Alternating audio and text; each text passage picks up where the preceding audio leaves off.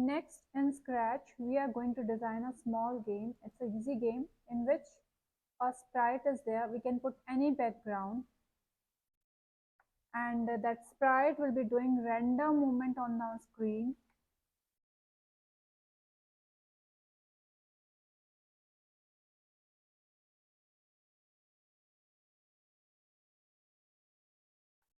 Along with the sprite, we have to take a variable as well.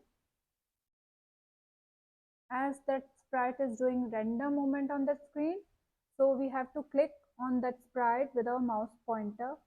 If there is a click, or we can say if there is a hit, that variable value will become 1 from 0. If there is another hit, it will become 2 from 1, and so on. So here I'm choosing this cat sprite only, and I'm not giving any background to it. So we'll go to events, and events, when this green flag is clicked, then we have to go to control, and in control we'll go for forever block. And in this forever block, as we want our sprite to do continuous random movement on screen, so we'll go to motion, and in motion we will select go to X, and here there can be any coordinates which we are going to change. So we'll go to this operators, and in this operator palette we are going to select this pick random, and this thing we are going to fix in our first box. So go to X, and here we have to set the coordinates. As of now, here I'm setting minus 200 to plus 200. That means on x-axis it is going to move from minus 200 to plus 200, and on y-axis it is going to move in between minus 150 to plus 150.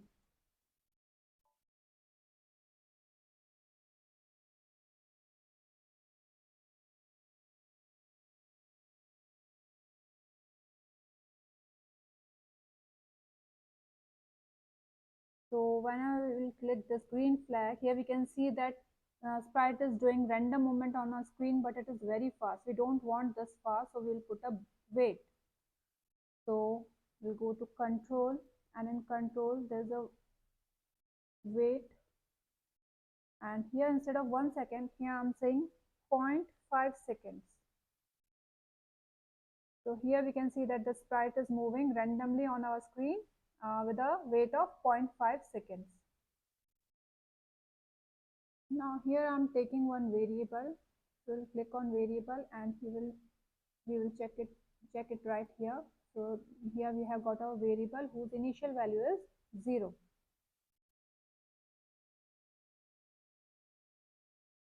Now we'll go to events. In this, here when this sprite is clicked, then what we have to do, we have to change the value of variable. So we'll go to control, and in control we are provided with one block. It's not here, it's in variable. Change my variable value by 1,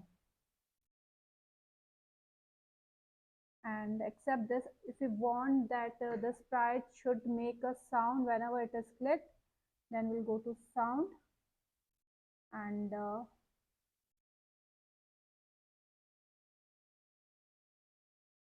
we'll select this start sound meow. If there is robot, then there will be different sound here.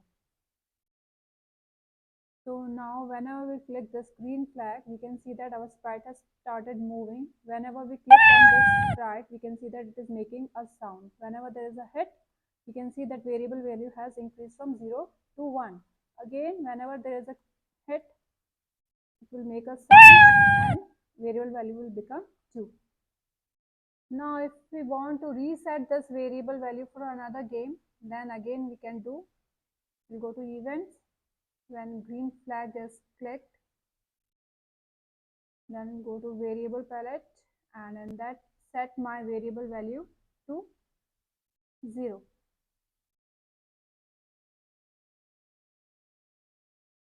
That means now it has again started moving. Whenever there is a hit, it will say meow and variable value will become 1.